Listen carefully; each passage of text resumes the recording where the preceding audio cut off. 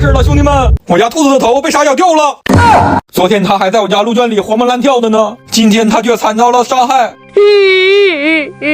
都赖我了，不应该把他俩送在鹿圈里。那个小黄兔也失踪了，估计也是遇难了。Oh no！ 它的头还没了，身首异处。哪里？会是什么动物专门吃它的头呢？不会是山狸子或者是黄鼠狼吧？ What？ 我在鹿圈再看看有没有其他线索。发现这个地上老多大脚印子了，可能是凶手留下的。沿着这些脚印，居然找到了山上。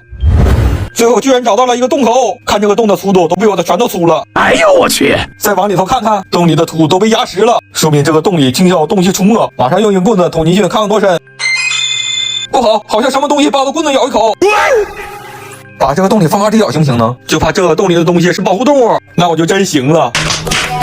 就在这个洞的旁边还有个木头洞。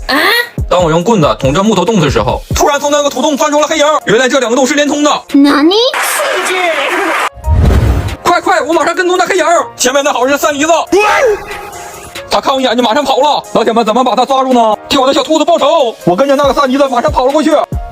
那个山狸子跑到这里就没影了，这里怎么会有鸟窝？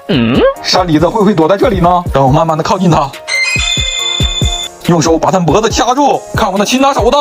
怎么回事？